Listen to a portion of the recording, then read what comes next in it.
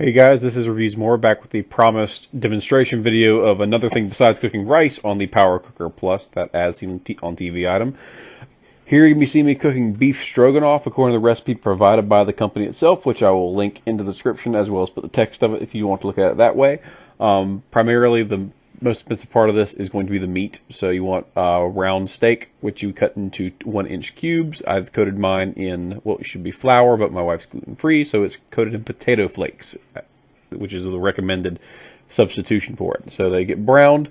The next step is adding the garlic and onion portion to it, followed by adding all the rest of the ingredients. This is the easy part. The first thing you do is you press that Sauté button, which is very nice. It's got a little timer on it, so even if you, like, let's say, walk away and forget about it, the worst case scenario is the thing gets left on for 20 minutes and then turns off on itself, on its own, which is kind of nice. So a good little safety feature in there. I didn't even know that would happen on the Sauté option. I thought it would just stay on. So that's kind of nice. They assume you can saute anything you need to saute in 20 minutes. So make sure you're aware of that.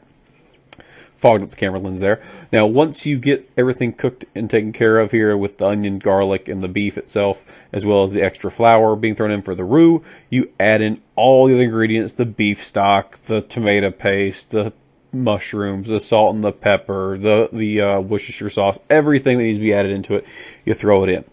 The next part is the easy part. All you got to do is lean back, look at the item. Oh, sorry, stir it up a little bit to make sure it's not just sitting there. You're going to lean back, sit back there, and hit that soup stew button. Have the lid on. It'll heat up, get to pressure. It'll set the timer for about 10 minutes. 10 minutes later, you'll have a completed beef stroganoff minus the sour cream that gets added at the very end. So it's a very nice little item. This really, the hardest part about this whole process was the prep, cutting everything up, separating it out for the video so it can be done quickly. If you're doing this on your own, this should take maybe 20-ish minutes if you got the materials ready to go at the top end, 20 minutes. So this is a fast recipe for something that normally would take quite a while on a slow cooker. And the meat came out so tender. Round steak, not the most tender cut. It came out just tender as all get out. You can bite right through it like butter. It was just great. The flavor wasn't on point. I wish I'd marinated the steak first, but I didn't do that, so that's the only complaint I really had. And here's me thickening it with the extra potato flakes. So you add potato flakes until you get the desired thickness. If you're not gluten-free, you can just use flour or cornstarch if you're in a bind. And then you finally add the sour cream. I added about a half a cup because I don't like the taste of it too much, but the recipe calls for up to a cup. So that's how you basically get that thickening cream-colored look to the stroganoff. And then finally, after you get it to where you want it, the consistency you like it at, let it sit for a while and thicken up some more.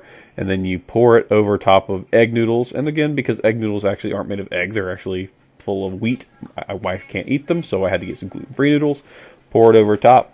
The one thing that surprised me was how orange it came out. I think that's from the tomato paste more than anything else. I didn't really get a whole lot of tomato from it, so if you want a more cream-colored stroganoff, just don't put the tomato paste in there. But tasted very, very good. It was very soft, very tender, and so far, first recipe cooked with the Power Cooker Plus is a super big thumbs up. Thanks for watching, guys. I'll add this to the playlist, and I'll probably be adding more over the next week or so. Have a great day.